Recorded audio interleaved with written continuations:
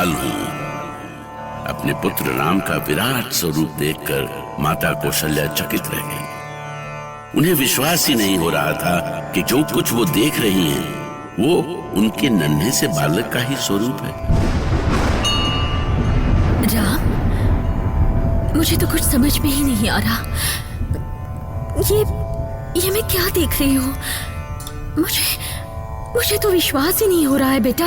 विश्वास करो माँ, मैं तुम्हारा ही पुत्र हूँ, तुम्हारा राम।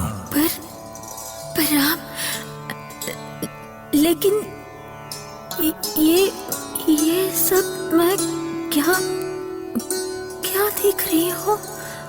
अंतरिक्ष, सूर्य, चंद्र, ग्रह, नक्षत्र, लाखों पर्वत, समुद्र।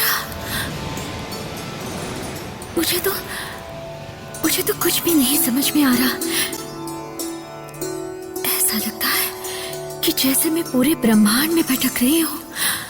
माँ, आप जो विराट रूप देख रही हैं, वो भी मैं ही हूँ, और छोटा सा बालक राम, वो भी मैं ही हूँ।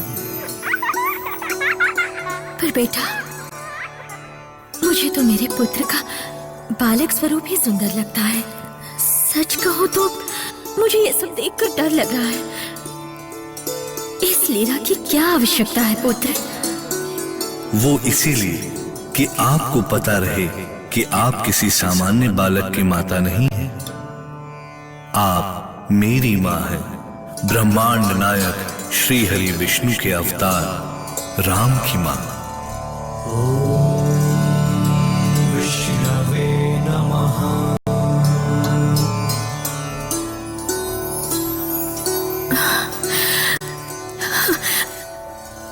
पहचानी होगी बेटा तुम्हारा ये स्वरूप देखकर।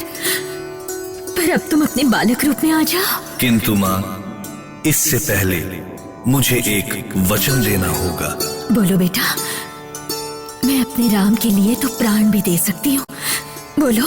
मुझे वचन दो माँ कि मेरे इस रूप का रहस्य आप कभी भी किसी से नहीं बताएंगी, किसी से भी नहीं। ऐसा ही होगा पुत्र, मैं किसी को नहीं बताऊंगी, कभी नहीं।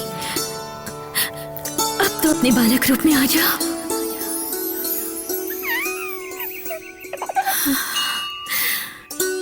मेरे राम, ये तो कैसे लीला करता रहता है। ये भी नहीं सोचता कि तेरी माँ इन लीलाओं से घबरा जाती है। इस तरह राम अपनी अद्भुत लीलाओं से अयोध्यापति दशरथ और कौशल्या सहित सभी अयोध्या वासियों को आनंदित करने लगे। राम के साथ दशरथ के शेष तीनों पुत्र भरत, लक्ष्मण और शत्रुघ्न भी अपनी माताओं को आनंदित करते। पूरी अयोध्या में घर घर में दशरथ नंदन की इन लीलाओं की चर्चा होती। धीरे धीरे समय बीत रहा था। एक दिन अचानक पूरा राजमहल प्रसन्नता से भर गया। उस दृश्य का मैं भी साक्षी था।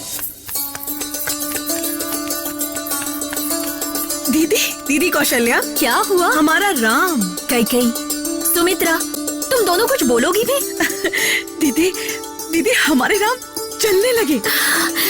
क्या? सच सुने ना? जी महारानी, ये सच है।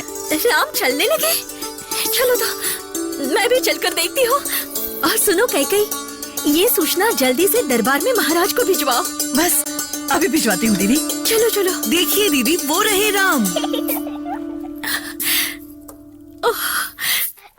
राम, मेरे बच्चे, मेरे लाल, मेरी आंखें तरस गई थी इस रूप को देखने के लिए।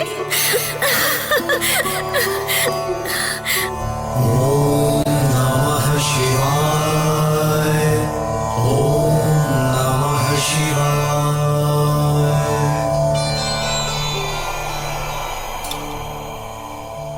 देवी पार्वती, आप धरती पर किसे इतने ध्यान से देख रही हैं? आप भी देखिए स्वामी, दशरथ नंदन राम आज से चलने लगे।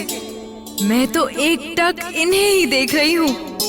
आहा, देखो माता कौशल्या कितनी प्रसन्न है। पुत्र की लीला देखकर ऐसा ही लगता है स्वामी। और फिर राम तो राम है, साक्षात श्री हरि के अवतार। महाराज, महाराज।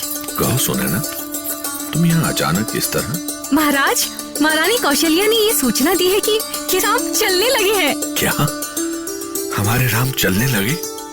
सच कह रही हो? किसी ने तुमसे हंसी तो नहीं की ना? नहीं महाराज, नहीं। मैं स्वयं अपनी इन्हीं आंखों से देखकर आ रही हूँ। रामलाला ठुमक ठुमक कर चल रहे हैं। क्या राम अभी से चलने लगे? मुझे तो विश्वास ही नहीं हो रहा। कैसे दिखते होंगे वो? राम चलने लगे। चलो सुनैना, मैं स्वयं उन्हें देखना चाहता हूँ। देखा, बालक राम ने महाराज को भी बालक बना दिया है। इस अवस्था में भी कैसे भागे जा रहे हैं राम को देखने के लिए। हाँ, जैसे महाराज में नए प्राण फूंक दिए हो बालक राम ने। महारानी, महारानी कहाँ है मेरे राम? ईश्वर, मेरा पुत्र चल रहा है, मेरा राम चल रहा है। देखिए महारानी, चलते हुए कितना सुंदर लग रहा है राम। देखिए, राम पंजनियां बजाते हुए कैसे ठुमक ठुमक कर चल रहा है महाराज। ठुमक चलत रामचंद्र, ठुमक चलत रामचंद्र, बाजत पैंजनिया। ठुमक चलत रामचंद्र, ठुमक चलत रामचंद्र, बाजत पैंजनिया। ठुमक चलत रामचंद्र। दशरथ ही नहीं, सारी अयोध्या बालक राम के साथ बालक हो गई थी। सब राम के सलोने रूप को अपनी आंखों में भर लेना चाहते थे, उनकी नटखट लीलाओं को जी लेना चाहते थे। और राम थे कि मन भावन लीलाएं करते उनका मन ही नहीं भरता था। किलकी किलकी उठत धाय, किलकी किलकी उठत धाय।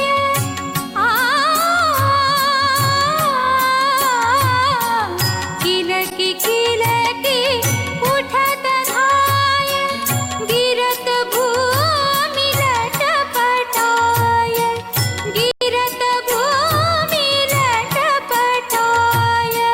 धाय मातु गोद लेत, धाय मातु गोद लेत, दशरथ की